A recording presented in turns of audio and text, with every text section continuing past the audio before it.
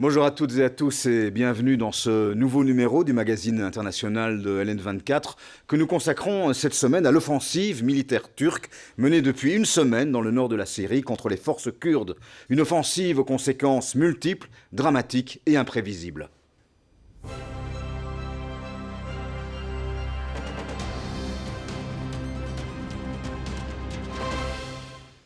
La Turquie dit vouloir créer une zone tampon pour sécuriser sa frontière avec la Syrie, se débarrasser des forces kurdes qui s'y trouvent et relocaliser une partie des 3,5 millions de réfugiés ayant fui le conflit syrien. Mais derrière ces objectifs déclarés, quel vieux compte la Turquie veut-elle régler une fois pour toutes avec son ennemi kurde ?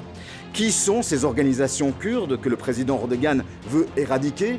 Des terroristes, comme il l'affirme, ou une société multiple traversée par différents courants, dont un courant réellement démocratique.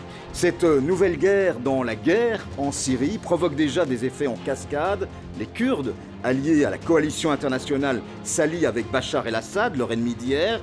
Les Kurdes ont joué un rôle décisif dans la victoire, le démantèlement du califat de l'État islamique. Ils ont entre leurs mains des milliers de prisonniers de Daesh, leurs familles, femmes et enfants, qui pourraient bien se retrouver dans la nature, avec des conséquences là encore imprévisibles et qui nous interpellent directement.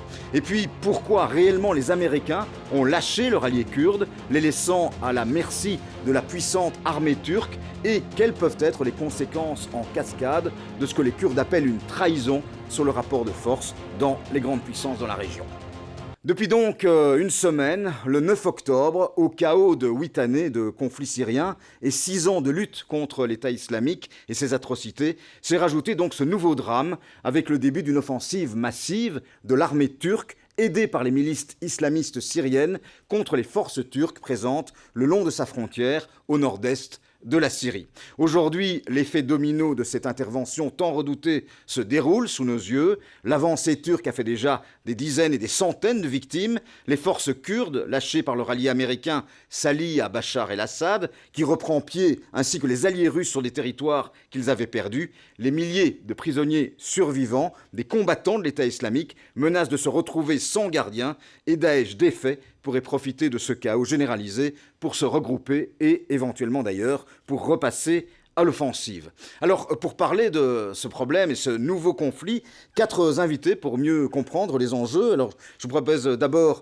Sébastien Boussois, bonjour. Bonjour. Vous êtes géopolitologue.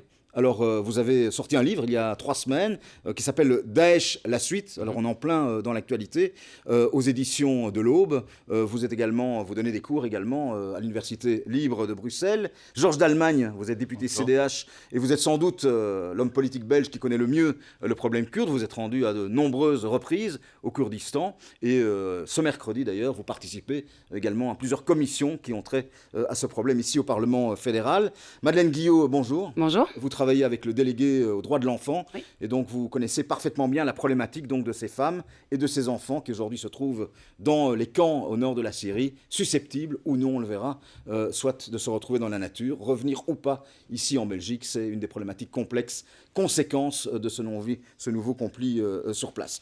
Et puis tout d'abord, comme on le fait chaque semaine, nous devons peut-être nous remettre certaines idées en place et peut-être reparler du fond du problème, c'est-à-dire le problème kurde en tant que tel, que je pense les populations belges redécouvrent régulièrement au gré effectivement du conflit syrien. On l'oublie souvent, Romuald de la Mortée, le Kurdistan n'a pas d'existence propre. Même les plus férus de géographie peuvent s'y perdre, Stéphane. Une région sans nation, aux confins des montagnes, avec un peuple partagé entre 5 pays, à cheval tant sur la Turquie, l'Iran, l'Irak, l'Arménie que la Syrie, divisée entre plusieurs religions, on l'oublie souvent, le tout dans une zone politiquement instable, depuis la nuit des temps, difficile en fait de faire plus compliqué. Les Kurdes représentent le 4e plus grand groupe ethnique apatride au sein du Moyen-Orient, environ 30 millions de personnes, mais ils n'ont pas d'État souverain. Et pourtant, ils possèdent une identité ethnique et une langue commune aux différentes composantes. Alors quelle est l'origine en fait du peuple kurde ? Eh bien, c'est très difficile à déterminer. Déjà là-dessus, personne n'est vraiment d'accord, même si la Mésopotamie, elle est souvent évoquée pour situer l'origine. S'ils sont bel et bien apparus au Moyen-Orient, les textes historiques les plus anciens permettent de situer leur arrivée lors lors du Moyen-Âge. Au cours des siècles, leur rôle n'a cessé d'être prédominant. S'ils ont durant tout un temps connu un certain essor et exercé une forte influence dans la région, les Kurdes, ils ont fini par perdre leur territoire au profit de l'Empire ottoman. C'était au XVIe siècle. Voilà. Or, après la Première Guerre mondiale, les Kurdes ont failli profiter de la dislocation de ce même empire. Oui, avec le traité de Sèvres conclu en 1920 par les Alliés après la fin de la Première Guerre mondiale, ils prévoyaient d'établir justement l'autonomie du Kurdistan, mais ce dernier échoue et ne sera jamais ratifié, terminant sa course comme tant d'autres dans les oubliettes de l'histoire. Il est remplacé 3 ans plus tard par le traité de Lausanne qui annihile tout espoir d'indépendance au sein du peuple kurde. Plusieurs fois, ils ont essayé de reprendre par la force le contrôle de ce territoire, chaque fois sans succès. Alors la cohabitation avec les Turcs dont on parle aujourd'hui n'a jamais en fait été une cohabitation facile. Il faut dire que la République de Turquie, elle joue depuis longtemps la carte répressive en interdisant notamment l'usage de la langue au niveau administratif, reléguant en fait les Kurdes comme des citoyens de seconde zone. Et ces tensions récurrentes, elles ont favorisé l'émergence d'un mouvement séparatiste violent que l'on appelle le PKK. Ce dernier, il est considéré tant par l'État turc que l'Union européenne comme une organisation terroriste. De nombreux affrontements en fait ont mis aux prises les milices kurdes à l'armée turque, cible de nombreux attentats, mais entre 1984 et 1999, force est de constater que ce conflit kurde en Turquie, il a fait plus de 40 000 morts, dont une majorité de civils kurdes. Enfin, dernière question, alors quel en est-il exactement de leur situation en Syrie actuellement ? La rengaine, elle est un peu la même. L'État syrien a choisi la voie de l'oppression, mais dans le cas présent, les milices, surnommées les unités de protection du peuple, elles sont bien mieux organisées. Elles ont profité en fait de la guerre civile en Syrie pour prendre le contrôle de vastes pans du territoire. Un contrôle qu'ils perdent de jour en jour suite à l'incursion justement de cette même Turquie, un casus belli permis par le départ des troupes américaines. Désormais, ils se retrouvent même obligés de collaborer avec l'armée de Bachar el-Assad, une situation rêvée pour le dirigeant syrien qui redevient petit à petit le maître incontesté du pays. S'il est difficile de prédire l'avenir par rapport aux faits récents en Syrie, nul besoin d'une boule de cristal pour comprendre que les Kurdes ne lâcheront rien. Quand vous luttez depuis tant d'années afin de définir votre propre destinée, il n'est pas question de soudainement s'arrêter pour déposer les armes. Merci Romuald pour cet éclairage. Alors avant d'entrer dans la discussion, je propose qu'on refasse peut-être un point sur la situation sur le terrain avec un sujet réalisé par Jimmy Nejman. Cible d'une offensive turque meurtrière et abandonnée par leurs alliés américains, les forces kurdes se sont tournées vers Damas et le régime de Bachar al-Assad. De son côté, Donald Trump, le président américain, a durci le ton face à Recep Tayyip Erdogan en annonçant une série de sanctions au moment où les troupes syriennes se déploient dans le nord du pays. Parmi ces sanctions, la suspension immédiate des négociations commerciales et la hausse des droits de douane américains sur l'acier en provenance de la Turquie. Le ministre américain de la Défense, Mark Esper, a lui aussi vivement dénoncé l'offensive militaire en la qualifiant d'inacceptable, estimant qu'elle avait résulté en la libération de nombreux détenus dangereux du groupe djihadiste État islamique. Du côté européen, on condamne timidement l'opération en Turquie. Les États membres se sont simplement engagés à adopter des positions nationales fermes concernant leur politique d'exportation d'armes vers la Turquie. There is also a commitment that member states have taken to have clear and strong national positions regarding their arms export policy to Turkey. We have a common position on arms export control, and they all committed to apply that framework to their exports of arms to Turkey. Pas d'embargo européen sur les ventes d'armes à la Turquie, donc en raison de l'opposition du Royaume-Uni, qui se justifie en rappelant que la Turquie est membre de l'OTAN. L'Italie, l'un des principaux fournisseurs d'armes, a appelé dimanche à un moratoire européen sur les ventes d'armes. De leur côté, l'Allemagne et la France ont annoncé samedi qu'elles stoppaient les ventes d'armes susceptibles d'être utilisées par Ankara dans le cadre de son offensive. Alors Sébastien Boussois, première question. Alors quand on parle donc de ce qui se passe actuellement, alors comment est-ce qu'on peut dénommer ce qui se passe face à des gens ici qui ont une certaine confusion par rapport à la situation sur place ? Est-ce que c'est une invasion ? Est-ce que c'est une intervention, comme le disent les Turcs ? Est-ce que c'est un nettoyage ethnique des Kurdes présents à la frontière ? Alors comment nommer en fait ce qui est en train de se passer à la frontière nord de la Syrie ? Ouais, il pourrait y avoir plusieurs termes, mais j'ai quand même le sentiment qu'on est dans un chaos à la fois organisé, orchestré et prévisible. La réalité, c'est qu'en fait, Donald Trump a une fois de plus démontré son amateurisme et surtout cette volonté d'intervenir, mais également de se désengager à l'approche des élections américaines, bien sûr, puisque cela faisait partie de son programme, et notamment au Moyen-Orient, et a évidemment laissé cette situation s'en remettant, peut-être se rappelant que la Turquie faisant partie de l'OTAN, il restait quand même un allié indéfectible de l'Occident. La réalité, bien sûr, elle est tout autre. Donald Trump a parfois des véritables difficultés à comprendre les enjeux géopolitiques, surtout au Moyen-Orient, et on savait très bien sûr, que la Turquie en profiterait évidemment pour régler cette question kurde dont elle n'a pas trouvé d'issue depuis bien longtemps, et depuis l'emprisonnement de Abdullah Öcalan, le président du PKK, mais également depuis la chute provisoire ou pas de Daesh. Donc il y a une ingérence, ça c'est clair.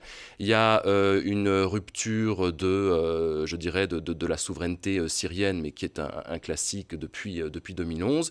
Et on est dans une situation où aujourd'hui c'est à la fois confortable pour la Turquie et indirectement ça l'est pour Bachar al-Assad. Georges d'Allemagne, est-ce qu'on peut comprendre une partie, en tout cas, de l'argumentaire turc qui parle effectivement de sécurité à sa frontière, de volonté de voir une zone de sécurité, un buffer entre lui et les forces kurdes qui, disent-ils, lui sont hostiles, ou est-ce qu'on peut parler en fait d'intervention ou d'invasion avec volonté de conquérir des territoires? Parce que ça semble pas très clair. Eux parlent d'opération de sécurité. Alors d'abord, c'est une véritable invasion. Quand on traverse une frontière internationale, on envahit un territoire. Donc je pense qu'il ne faut pas d'euphémisme en la matière, il faut qualifier les faits de manière claire.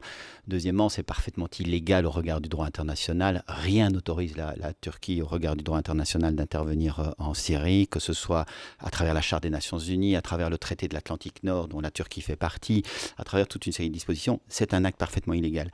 Pour répondre à votre question sur la légitimité, en quelque sorte, de cette intervention, non, elle est parfaitement illégitime.